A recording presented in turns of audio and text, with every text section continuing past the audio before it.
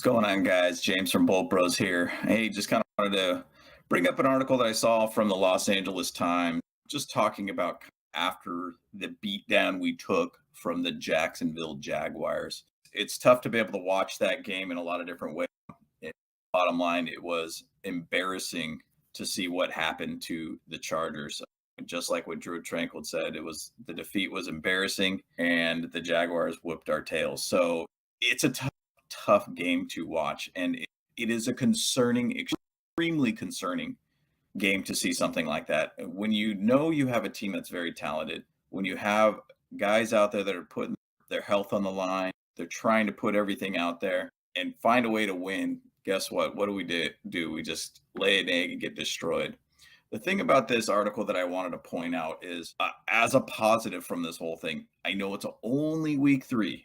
We have a very long season ahead of us, but the Chargers basically staged a player-led meeting in the aftermath of the 4-touchdown loss, and it was actually led by Bastian Joseph Day. It's exciting to be able to see that we got a guy there who is obviously a team captain for this team to really go out there and say, hey guys, we need to get our heads back in this game. We can't allow this kind of stuff happen. I was hearing even reports of basically everybody leaving the locker room in a very quick manner, way quicker than they normally have.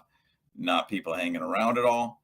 They didn't like what they saw at all. And my hopes is what this is going to come from all this is that we're going to be able to really get our heads back in the game. We're really going to get out there and make things happen. Once again, this team is way too talented for things like this to crumble, and this team to be able to have an issue with a team such as the Jags. Not saying the Jags aren't talented.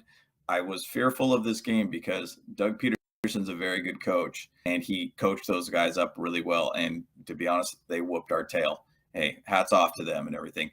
Time to move on, move forward. The thing is, so Brandon Staley talked about the team meeting too. It says that's the way you want it to be, especially after a game like that. All that needs to be said has come from them, and that's the way good teams are. And there's a lot of times what players-led meetings really spark the team a lot. And I get it. We can't make excuses of just saying, hey, we got an injury here, we got an injury there. I do actually know that Rashawn Slater obviously is injured, out for the season now. We'll see what happens with Joey Bosa. The thing is, though, this team is way too talented all around to be able to have games like this. Just like what Brandon Staley was saying, there's a lot of pride in the room. We've got a lot of the right guys to be coaching. We've got a group that's still coming together.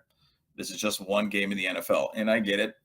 Being positive mindset, moving forward, I get it 100%. But at the same side, I'm glad they're having a meeting such like this early on in the season, because bottom line, like I said, this team is way too talented to have games like this.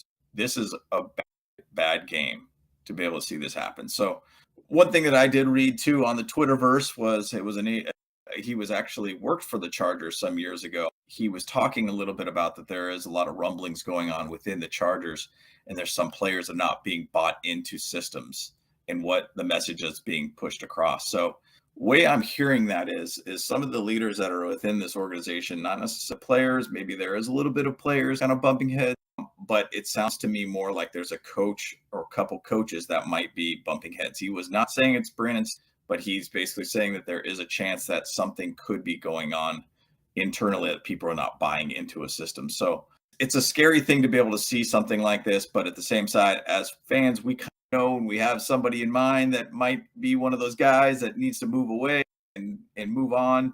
We need to move on from. So we'll see if that kind of goes that way or see where it goes. But bottom line, this team is way more talented. To have something like this happen to them, it is an absolute catastrophe so far. Next week, we got the Texans. I'm not looking past them by any means. The Texans have still a very good team. They are a team that plays tough and has a good, solid defense and has been playing tough to all the competition that's come to them 3 weeks in so far. But bottom line, we need to just get our heads back in the game, move forward, get things going again. Big time difference that we need to find a way to be able to get this ground game going. Next week is a bigger challenge for us, but bottom line, we need to find a way to get this back in the right direction. It's crazy how Austin Eckler has basically only rushed 32 times and has 80 yards total and 21 catches for 139 yards.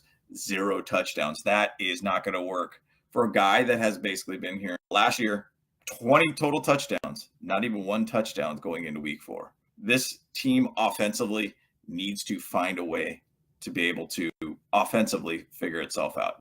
Defensively, it looks like we got some new too, because we got destroyed on the run game too. So bottom line, we're going into week 4. There's a lot that I could really blow up on too about this team and be extremely critical, but I'll save that for another time. But once again, guys, bolt up. Let's go, guys. Let's go.